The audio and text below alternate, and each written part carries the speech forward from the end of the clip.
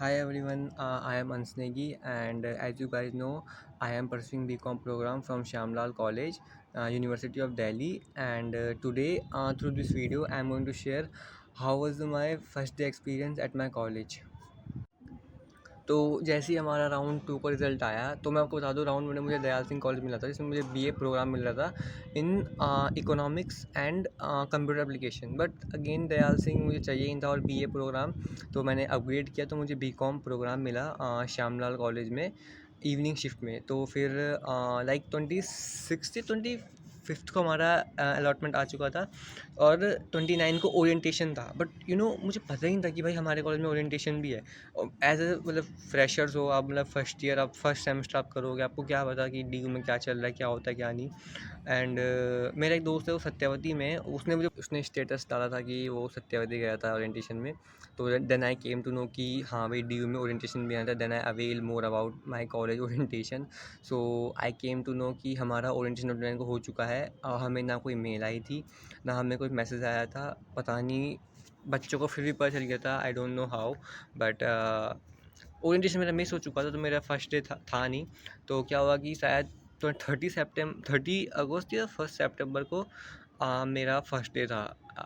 Accurately तो मुझे याद नहीं, बट हाँ, तो उस दिन सैटरडे था, मुझे याद है, इतना मुझे याद है, सैटरडे था उस दिन। तो क्या हुआ था, मैं मॉर्निंग में इंटर्नशिप भी कर रहा हूँ, तो मैं इंटर्नशिप करके आया, तो मैं फटाफट तैयार हुआ, मैं निकल गया कॉलेज के लिए। मैंने घर में बताया भी, मतलब मैंने घर में 2-3 को बताया कि मैं कॉलेज जा रहा हूँ, ये सो।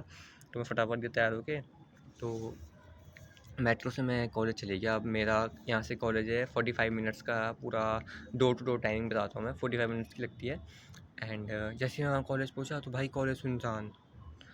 इसके 2 रीज़न थे, एक तो इवनिंग शिफ्ट थी और संडे को कॉलेज बंद रहता है, तो सैटरडे को इवनिंग शिफ्ट में बहुत ही कम बच्चे आते हैं।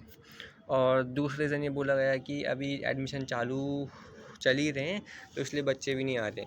चलो भाई, बच्चे नहीं आ रहे, लेकिन 3rd 4th सेमेस्टर के बच्चे तो होने चाहिए थे। चलो छोड़ो, वो भी नहीं थे।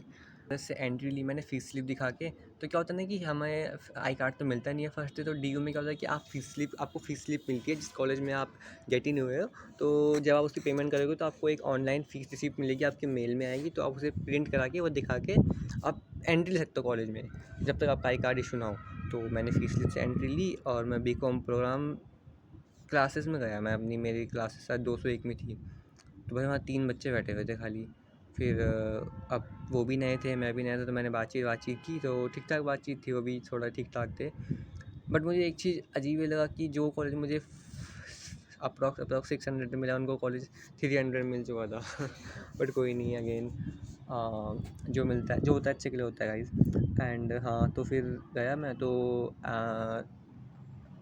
आई केम टू नो कि there is no classes today. उन्होंने मुझे बताया कि भाई क्लास नहीं है आज। मैं कहा भाई क्यों? कह रहे बच्चे कम हैं अभी, तो मोस्ट प्रोबेबली 15 सितंबर के बाद से क्लासेस होंगी। और उस टाइम मुझे याद है 30 अगस्त या 1 सितंबर, इन दोनों में से एक डेट थी उस दिन। मतलब मुझे एक्यूरेटली तो याद नहीं, बट इन दोनों में से इन दोनों में से एक डेट थी। तो फिर अब मैंने कहा यार, तो वो काफ़ी लेट कर रहे हैं।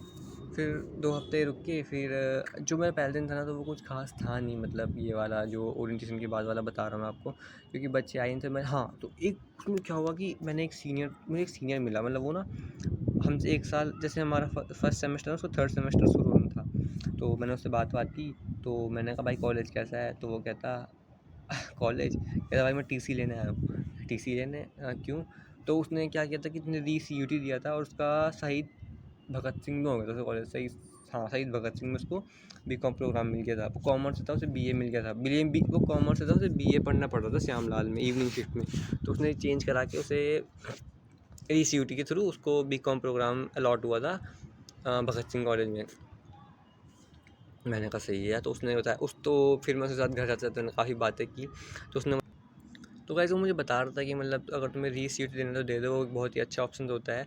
और मैं आपको लोगों को बताता हूँ, जो कोई सीयूटी देने जा रहे हैं, अगर आपका कोई अच्छा कॉलेज नहीं होता है, मान लो नहीं होता है, तो आप मतलब श्यामलाल या सत्यावती, इन सब कॉलेज में जाते हो, क्योंकि मतलब ठीक ठाक कॉलेज है। तो इसमें क्या होता है कि अगर आपको बीकॉम मिला है, तो आप क्या करो कि मेरे हिसाब से आप अच्छा पढ़ के एक अच्छी सीजीपीए मेंटेन कर लो, अप्रोक्स 8.5 टू 9, जिस वजह से आपको माइग्रेशन मिल जाए नेक्स्ट कॉलेज में। तो क्या होता है कि वहाँ मुझे ऐसा लगता है कि वहाँ कंपटीशन कम होगा as compare to the CUT next year, क्योंकि नेक्स्ट ईयर CUT में अप्रोक्स 13 to 14 लाख बच्चे तो रहते ही मुझे ज़्यादा। इस बार भी 13 लाख थे, इससे पिछली बार भी 14 लाख थे, तो इस बार भी जो नंबर होगा इसी के आसपास ही होगा।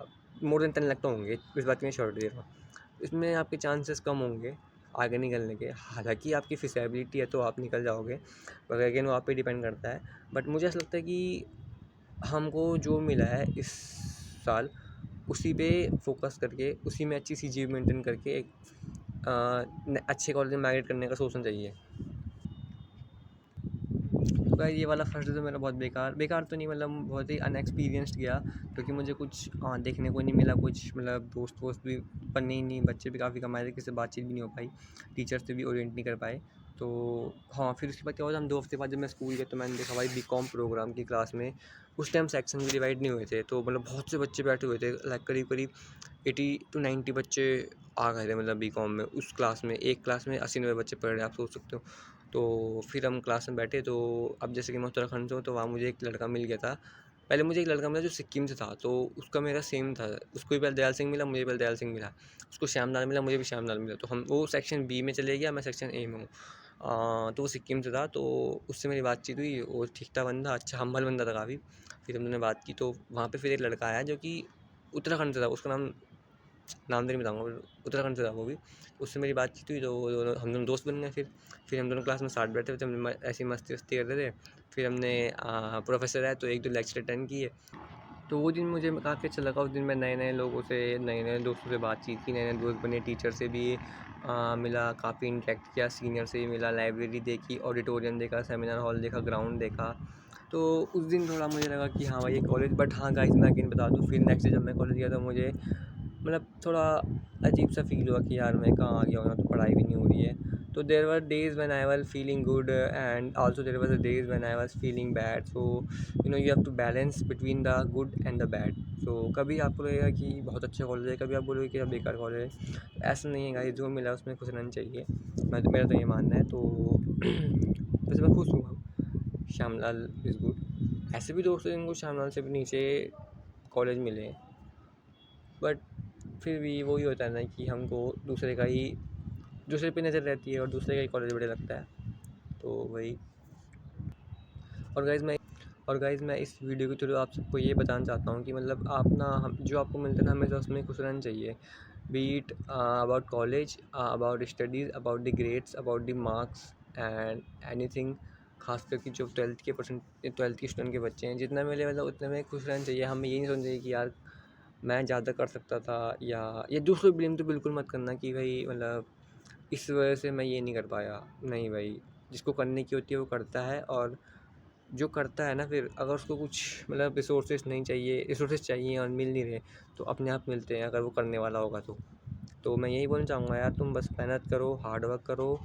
और ऐसे भी दिन आएंगे जब तुम ऑन द अपने टॉप पे होंगे और सब लोग तुम्हें सपोर्ट करेंगे, बट तुम एकदम से डाउनफॉल तुम्हारा आएगा और कोई तुम्हारे साथ खड़ा नहीं होगा। तो that was the most crucial time of your life, जब तुम्हें अपने आप को संभालना है। तो मैं यही बोलूँगा कि इतना कैपेबल बनो कि तुम खुद को सपोर्ट कर पाओ। ये नहीं कि कोई बोल रहा है ये कर, तुम ये कर लो, नहीं, तुम अपनी सुनो। पेरेंट्स और टीचर्स की बात तो सुनो ही सुनो, बट और अपार्ट और सीनियर से इंटरेक्ट करते रहो, जो तुम्हारे बड़े बड़े हैं उनसे इंटरेक्ट करो, उनसे पूछो। बट एट द एंड सब कुछ एनालाइज करके, उसके प्रॉस कॉन्स चेक करके तब एक डिसीज़न लेना चाहिए। अब जैसे मेरा है, मैं CUT का सोच रहा हूँ। मैंने काफ़ी लोगों से बात की, तो मुझे मिक्स्ड रिस्पॉन्स मिले कि भाई, लेकिन एट द एंड डिसीज़न मेरे पे छोड़ दिया गया। कोई ऐसा आके नहीं बोलेगा पर्टिकुलर बंदा कि तुझे देना चाहिए तू देगा, नहीं भाई, डिसीज़न तुम पे है ना, at the end it's your life ना।